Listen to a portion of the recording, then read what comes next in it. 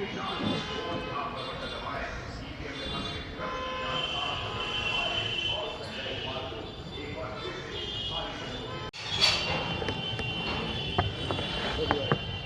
है सर, बोला 1 मिनट रुकिए, छोड़ दीजिए, अलग से वो ये बन जाएगा।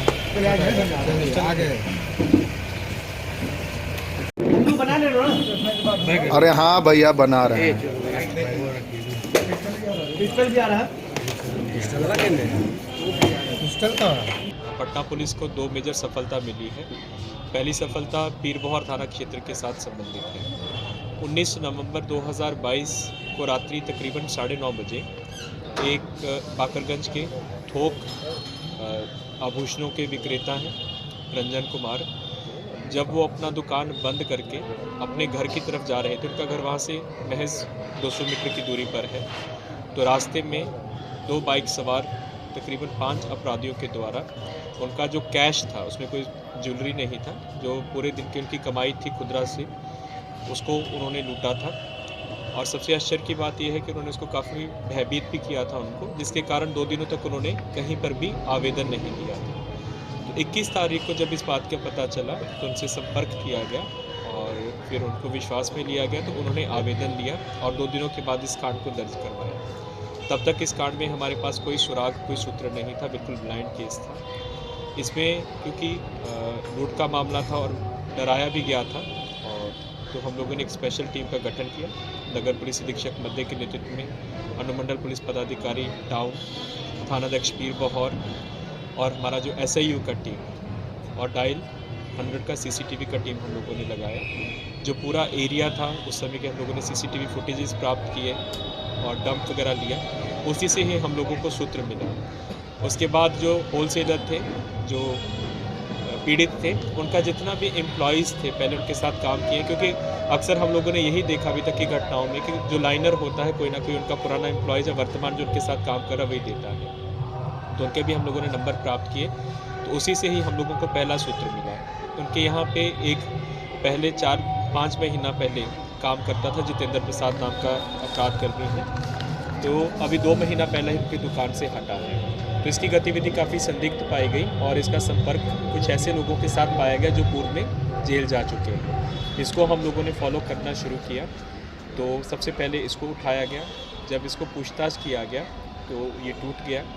सबसे पहले इसी ने ही जो 3,20,000 रुपये अपने घर से रिकवर कराया जो लूट का था। फिर इसकी निशानदेही पे 4 अन्य अपराधियों को पकड़ा गया। सबसे पहले जो उठा है जितेंद्र कुमार पिता रामनरेश प्रसाद, ये नटराज गली पीरबोहर का रहने वाला है, जो कि इनके रंजन जी के यहाँ पे काम करता था। इसकी निशानदेही पे गौरव कुमार पिता संतोष प्रसाद, जो कि नटराज गली पीरबोहर का ही रहने वाला है। तीसरा अमन कुमार पिता जितेंद्र कुमार, जो कि पोस्टल पार्क रामविलास चौक कंकड़बाग का रहने वाला है। चौथा अभिषेक कुमार पिता अनिल कुमार, जो कि postal park road number 4 Jakkanpur का रहने वाला है। और इनका एक साथी, जब इनकी पकड़ दकड़ हो रही थी तो उसको सूचना प्राप्त हुई, तो बाईपास में उसके ऊपर पहले केस था चीटिंग का, तो उसने आत्मसमर्पण कर दिया उसी दिन कोर्ट में जाके। इसका नाम बजरंगी कुमार है, पिता भरत प्रसाद, जो कि नगला थाना मालसलामी का रहने वाला है। इनके पास से कुल 16,50,000 रुपये का जो इन्होंने लूटा था उसकी बरामदगी हुई है। इसके अलावा जो लूट के पैसे से इन्होंने आईफोन खरीदा था और एक ने सोने की अंगूठी बनाई थी, उसको बरामद किया गया है। जो बैग जिससे पैसा लेकर जा रहे थे वादी, उसको बरामद कर लिया गया है। और घटना में प्रयुक्त 2 बाइक और एक स्कूटी जिससे रैकी की गई थी उसको भी बरामद किया गया है और 3 मोबाइल फ़ोन बरामद किए गए हैं।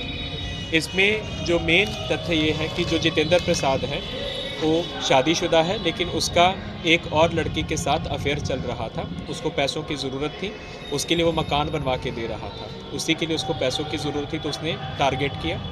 और जो बाकी 3 थे उनको भी पैसों की इसलिए ज़रूरत थी क्योंकि वो लोग जो सट्टा खेलते हैं आजकल ऑनलाइन, मोबाइल IPL वगैरह खेलते हैं, उसमें काफ़ी पैसा वो लोग उनका डूब चुका था। तो सभी ने ही एक दूसरे के साथ मिलकर सभी लोग इकट्ठा होते थे, यहीं पे एक दूसरे के पुराने परिचित भी थे। उसमें जो गौरव हैं और बजरंगी हैं एक दूसरे के रिश्तेदार भी हैं।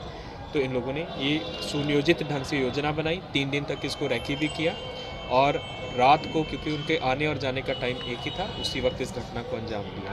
तो एक बहुत अच्छी सफलता है और बहुत अच्छा इसमें रिकवरी हुआ है।